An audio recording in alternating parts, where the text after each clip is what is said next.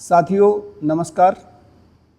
आज हम 1 जुलाई 2024 को नया कार्यक्रम आपके लिए लाए हैं जिसका नाम है कंसेप्ट। और ये प्रोग्राम लाने का जो मुख्य उद्देश्य है वो ये है कि बहुत बार कुछ ऐसी चीज़ें होती हैं, कुछ ऐसी जानकारियाँ होती हैं जिन्हें हम सोचते तो ये हैं कि हम इसके बारे में जानते हैं, लेकिन हमारे जो नॉलेज है उसके बारे में वो अधूरी होती है। तो मैं कोशिश करूंगा कि ऐसे विषय वस्तु हम आपके सामने रखें जो आपकी दिनचर्या में, आपके कार्यशैली में कुछ गुणवत्ता लाएं। तो इसी का आज पहला कंसेप्ट हम ला रहे हैं, आर्टिफिशियल इंटेलिजेंस।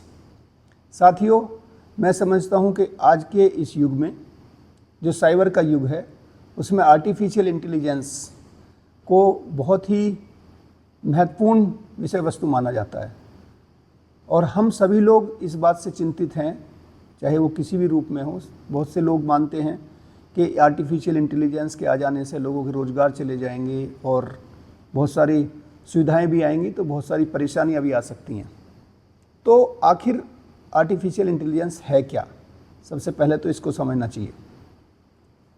अक्सर हम सोचते हैं कि आर्टिफिशियल इंटेलिजेंस कुछ ही दिन का विषय है, 2-4 साल 5 साल पहले ही आया है। ऐसा नहीं है। अगर मैं इसकी उत्पत्ति के बारे में आपको बताऊं तो ये 1950 के दशक में एक एलन ट्यूरिंग नाम के व्यक्ति हुए और उन्होंने सबसे पहले एक बुक लिखी जिसका नाम था कंप्यूटर मशीनरी एंड इंटेलिजेंस। इस पुस्तक में इन्होंने आर्टिफिशियल इंटेलिजेंस का जिक्र किया। उसके बाद भी काफ़ी विशेषज्ञों ने इस पर कार्य किया और 1980 के दशक में आर्टिफिशियल इंटेलिजेंस पॉपुलर होना शुरू हुआ। अब बात ये आती है कि आर्टिफिशियल इंटेलिजेंस है क्या। तो इसको बिल्कुल सरल भाषा में आपको बताना चाहता हूँ कि हम शब्द को देखें। मैं अक्सर ये बोलता हूँ कि जब भी कोई हम वार्ता करें तो उसका शब्दावली को जरूर देखना चाहिए, किन शब्दों से वो मिलकर बना हुआ है। तो इसमें 2 शब्द हैं, आर्टिफिशियल और इंटेलिजेंस। इंटेलिजेंस क्या है? सोचने की शक्ति, तार्किकता, लॉजिक, वो आपका इंटेलिजेंस होता है। जो आदमी जितना लॉजिकल होगा, जितना तार्किक होगा, जितना ज़्यादा गहराई से समझेगा, सोचेगा, वो उतना ही इंटेलिजेंट होगा। अब आप सोचिए कि मानव के अतिरिक्त कोई दूसरा प्राणी, कोई दूसरा जीव इंटेलिजेंट नहीं है उतना। ठीक है, जैसे अब आप कह सकते हो कि कोई भी जानवर है वो अपना शिकार करता है या कोई और ऐसा काम करता है, वो कोई खतरा देख करके भागता है, लेकिन उसका जो इंटेलिजेंसिया है वो एक लिमिटेड दायरे तक है। उसकी बेसिक नीड को पूरी करने के लिए, खाने पीने के लिए वो करेगा कोई, या और कोई बचाव के लिए करेगा। वो एक लेवल से ज़्यादा, जैसे 2 + 2 4 होता है। ठीक है, वो कोई शेर, कोई गाय, कोई और जीव जंतु उसको नहीं कर सकता। यानी कि जो इंटेलिजेंस जो है, जो इंटेलेक्ट है, वो ह्यूमन से जुड़ी हुई चीज़ है। अब इसका दूसरा पहलू देखिए। मैंने कहा, एक आपको उदाहरण दिया 2 + 2 = 4, ये ह्यूमन ब्रेन ने दिया। लेकिन यही काम हम जब कंप्यूटर से करते हैं, या हम उससे पहले चलें तो हमने कैलकुलेटर से किया। कैलकुलेटर भी तो 2 + 2 4 बताता है ना। तो ये क्या है? ये नॉन ह्यूमन बीइंग के द्वारा किया गया, ये एक निर्जीव वस्तु के द्वारा किया गया, जिसे हमने क्या कहा? कैलकुलेटर कहा। तो ये भी उसकी इंटेलिजेंस है। तो एक ट्यूनिंग जो मैंने बताया, जिसने इसको खोज की थी, जिसने पहला टर्म दिया आर्टिफिशियल इंटेलिजेंस, उन्होंने एक ट्यूनिंग रूल बनाया। ट्यूनिंग रूल का क्या मतलब है? ट्यूनिंग रूल का मतलब ये है कि आप व्यक्ति की इंटेलिजेंस में और व्यक्ति के अतिरिक्त किसी मशीन के द्वारा जो इंटेलिजेंस दी जा रही है उनमें कोई फ़र्क ना किया जा सके। जैसे आदमी ने जोड़ा 2 + 2 कितना हुआ? 4, और कैलकुलेटर ने जोड़ा, कंप्यूटर ने जोड़ा 2 + 2 4, तो उसमें कोई आपको अंतर नहीं हुआ। तो इसलिए ये जो ट्यूनिंग रूल है वो ये बताता है कि इंटेलिजेंस दोनों की कॉमन होनी चाहिए। उसमें ये नहीं होना चाहिए कि आदमी उसका आंसर कुछ और बताता है और मशीन कुछ और बताती है। तो ये जो आर्टिफिशियल इंटेलिजेंस है साथियों, ये कोई ऐसी चीज़ नहीं है कि ये पिछले 4 साल में, 5 साल में, 2 साल में आई। ये बहुत लंबे समय से, लगभग 70-75 साल से हम सभी, हमारी पुरानी पीढ़ियाँ, हमारी जनरेशन, अगली जनरेशन इसका इस्तेमाल कर रही है। अब आप सोचिए कि आर्टिफिशियल इंटेलिजेंस की स्टेजेज क्या हैं। जैसे मैंने कहा कि 1950 के लगभग से ये आना शुरू हुआ। तो पहली इसकी स्टेज थी आर्टिफिशियल नैरो इंटेलिजेंस, दूसरी थी आर्टिफिशियल जनरल इंटेलिजेंस, और जिस दौर से हम गुजर रहे हैं, ये वर्तमान समय जो गुजर रहा है, उसे कहते हैं आर्टिफिशियल सुपर इंटेलिजेंस। जैसे आपने सुना होगा सुपर कंप्यूटर, तो ये अब हम सुपर कंप्यूटर या सुपर इंटेलिजेंस के दौर से गुजरते हैं। एक चीज़ को आपको और समझना होगा कि जैसे आप गूगल का मैं एक उदाहरण देता हूँ, या कोई भी और सर्च इंजन जो अभी तक थे, जो ये मॉडर्न जो अभी एआई आया है, जैसे आपने अपने मोबाइल फ़ोन पे देखा होगा मेटा एआई, ठीक है।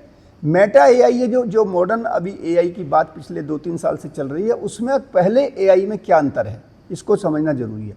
जैसे आप गूगल करते हैं, गूगल पे आपने लिखा कि लखनऊ के बारे में बताइए, तो लखनऊ का वो विकिपीडिया देगा, या कोई और किसी ने आर्टिकल लिखा है उसको वो पॉपअप करेगा और आप उसको पढ़ सकते हैं।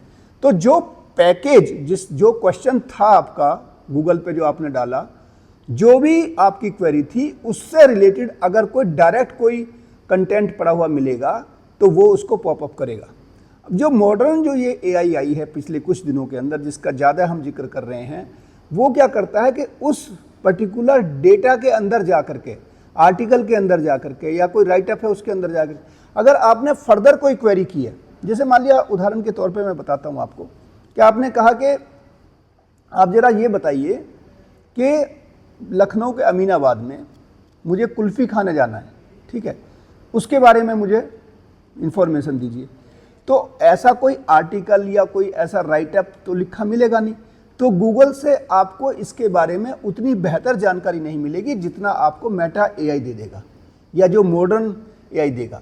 कहने का मतलब ये है कि जो अभी हमारी स्टेजिंग है, पहले हमने क्या किया, पहले हमने नैरो इंटेलिजेंस पे काम किया था, फिर उसके बाद आया जनरल इंटेलिजेंस। जनरल इंटेलिजेंस में आप मान सकते हो जैसे गूगल या इस तरीके के, लेकिन जो सुपर इंटेलिजेंस वाला जो फेज जिससे हम गुजर रहे हैं, वो डेटा के अंदर जा करके, जिसे कहते हैं मेटा डेटा को निकाल करके और आपकी क्वेरी को वो एड्रेस करता है। तो ये इंटेलिजेंस का एक बहुत इंपॉर्टेंट पहलू है। जहाँ तक ये बात है कि हम ये सोचते हैं कि ये जॉब कम करेगा या जॉब इससे ख़त्म हो जाएंगे, इससे कोई डरने की आवश्यकता नहीं है साथियों।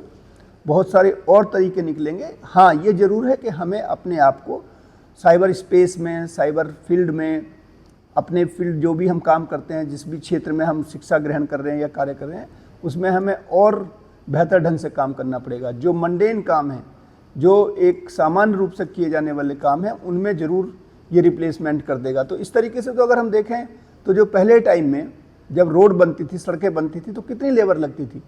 अब मशीनरी आ जाने से, आपके बहुत सारे संसाधन हो जाने से अब मैन पावर की वहाँ भी ज़रूरत पड़ बहुत कम हो गई है। तो इस तरीके से ये फेजेज आती हैं, तो इसमें कोई घबराने की या डरने की आवश्यकता नहीं है। लेकिन हम अपनी एजुकेशन को बेहतर बनाएं और अच्छे ढंग से अगर हम काम करेंगे तो एआई हमें सपोर्ट करेगा और आने वाले समय में जो हमारी लाइफ है वो बेहतर होगी।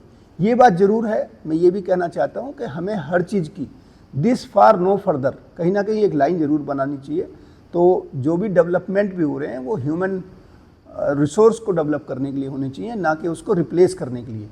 तो ये भी एक महत्वपूर्ण पहलू है कि ह्यूमन डेवलपमेंट के केंद्र बिंदु में होना चाहिए। कहीं ना कहीं जो हमारी रिसर्च है या जो हमारा डेवलपमेंट है, उसमें आदमी कई बार पीछे छूट जा रहा है। स्पेशली जो सामान्य वर्ग का व्यक्ति है, जो एक कॉमन इंटेलिजेंस का जो व्यक्ति है, उसके बारे में हमें ज़रूर सोचना है। साइंस को इस बारे में, रिसर्चर्स को इस बारे में, वैज्ञानिकों को इस बारे में ज़रूर ध्यान रखना चाहिए। साथियों, एआई के बारे में एक और महत्वपूर्ण बिंदु है जिसे समझना बहुत ज़रूरी है। एआई बेसिकली इंफॉर्मेशन जनरेट करता है, ये क्रिएट नहीं करता। अब आपको लगेगा ये जनरेट और रिक्रिएट में दोनों में क्या अंतर है। जनरेट का मतलब होता है कि जो डेटा आपके पास पड़ा हुआ है उसी को वो रीअसेंबल करता है। जो आपने इंफॉर्मेशन मांगी, आपकी क्वेरी के हिसाब से उस डेटा को वो रीअसेंबल करके आपको दे देगा। क्रिएशन का मतलब है नोवेल्टी, नई चीज़ की उत्पत्ति करना। एआई अभी उस स्थिति में नहीं है कि वो नई चीज़ों को, बिल्कुल नोबल आइडियाज़ ला सके। हालांकि इस पर क्लेम किया जाता है कि एआई नोबल आइडिया भी लाता है, लेकिन ये थोड़ा सा अभी फार फैचेड स्टेटस है। आने वाले समय में हो सकता है ये हो, लेकिन अभी मेरा जो मानना है वो ये है कि एआई ह्यूमन ब्रेन को रिप्लेस नहीं कर सकता। एआई ह्यूमन ब्रेन ने बनाया, ना कि एआई ने ह्यूमन ब्रेन को बनाया हो। ठीक है, तो एक तो ये बात बहुत ज़रूरी है। दूसरे शब्दों में आप इसको ये भी समझ सकते हो, या ये भी आपको समझना ज़रूरी है कि एआई जो डेटा लाता है या एआई जो आपको आंसर देता है पॉपअप करके, वो जो ओपन सोर्स पे, साइबर स्पेस का जो ओपन सोर्स है, उसमें जो भी इंफॉर्मेशन उस विषय वस्तु की है उसी का मेटा डेटा से बनाता है, जो कभी कभी गलत भी हो सकता है, डिसेप्टिव भी हो सकता है, उसको फॉल्स भी हो सकता है। कैसे, इसको समझिए। मान लीजिए हाइपोथेटिकल सिनेरियो में कि गूगल के या साइबर स्पेस के ओपन सोर्स में जो डेटा है, मान लिया ये हम एक उदाहरण लें कि सूरज रात को निकलता है, मान लिया ये डेटा ज़्यादा हो इसके मुकाबले के सूरज दिन में निकलता है, तो आपकी अगर ये क्वेरी हो कि सूरज दिन में निकलता है रात को, तो एआई आपको क्या जवाब देगा कि सूरज रात को निकलता है। क्यों? चूँकि वो ज़्यादा मात्रा में पड़ा हुआ है। तो यहाँ पे कभी कभी गलती होने की संभावना होती है। इसलिए कोई भी रिसर्चर या जब भी कोई आपको कोई ऑथेंटिकेटेड डेटा कहीं भी सबमिट करना हो, तो उसको आप क्रॉस वेरीफाई ज़रूर करें, उसके साइटेशन ज़रूर देखें। एआई कई बार कुछ गलत सूचनाएं दे सकता है, डिसेप्टिव इन्फॉर्मेशन भी दे सकता है। अगर इन सब चीज़ों के साथ अगर हम एआई को समझेंगे तो हमें और अधिक लाभ होगा। मैं समझता हूं कि आज आपको ये एआई जैसा गूढ़ विषय पे जो मैंने प्रकाश डाला उससे लाभ मिला होगा, और हम जल्दी ही कोई दूसरा अन्य टॉपिक लेकर के आएंगे। और साथियों, अगर कोई आपके मन में कोई ऐसा विषय है जिस पर चाहते हैं कि मैं अपने विचार रखूं जिससे आपको लाभ मिले, तो आप मेरे जो डिफरेंट प्लेटफॉर्म हैं उन पर आप ज़रूर नाम के साथ लिख सकते हैं। और जो हमारा YouTube वीडियो चैनल है वो पूर्ण रूप से प्रो बोनो है, उसका कोई आर्थिक लाभ मैं कभी नहीं लेता। तो मैं आप सबसे निवेदन करूंगा कि आप उसको सब्सक्राइब करें ताकि ज़्यादा से ज़्यादा लोगों तक पहुंचे। आपको जब भी हम कोई कार्यक्रम नया करें तो उसका आपको समय से सूचना मिले। और इन्हीं शब्दों के साथ बहुत बहुत धन्यवाद। जय हिंद, जय भारत।